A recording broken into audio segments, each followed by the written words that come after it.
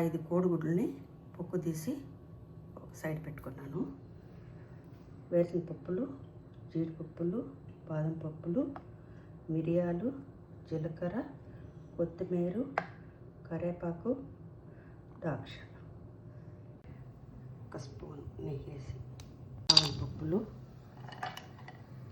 జీడిపప్పులు, వేపపప్పులు, మిరియాలు, జీలకర్ర ఒకళ్ళు వేసుకోవాలి.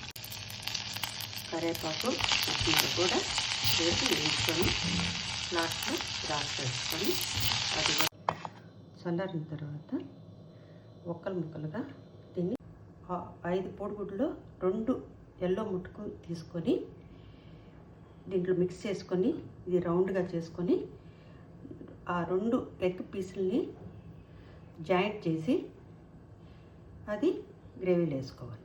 నేను 2 ఎగ్ ఎల్లో తీసుకొని మెత్తగా పిసికి ఒక 5 ఉండలు చేసుకుంటాను.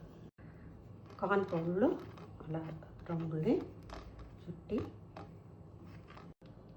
ఇలా దారంతో చుట్టి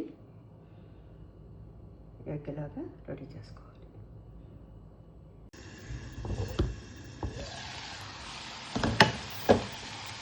దీంట్లో ఒక్కొక్క ఎగ్ అలా పెట్టాలి.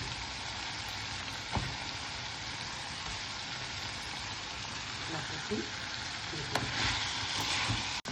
బాగా కొంచెంసేపు ఇంట్లో మసాలా వచ్చేదాకా ఉడకాలి. ఉడికిన తర్వాత ఇప్పుడు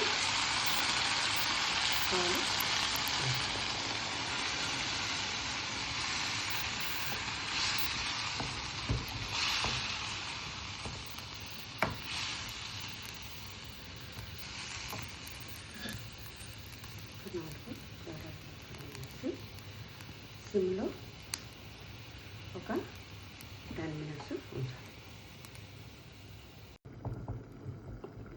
గ్రేవీ రెడీ అవుతుందండి. ఎందుకంటే ఎగ్గు రోజు తింటే మంచిది, పిల్లలకి కానీ పెద్దవాళ్ళకి. ఒకే రకంగా తినాలంటే ఎవరైనా బోర్గా తినాలి. నాకు కూడా ఎగ్గు మామూలుగా తినాలంటే మంచిది. అంటే దిగ్గ చేసుకుంటే పిల్లలు హ్యాపీగా ఇష్టంగా తింటారు. కొంచెం కస్తూరి మేతి అలా వేస్తే ఇంకా టేస్ట్గా ఉంటుంది. కోడిగుడ్లు ఇలా వచ్చి పుల్లగా కారంగా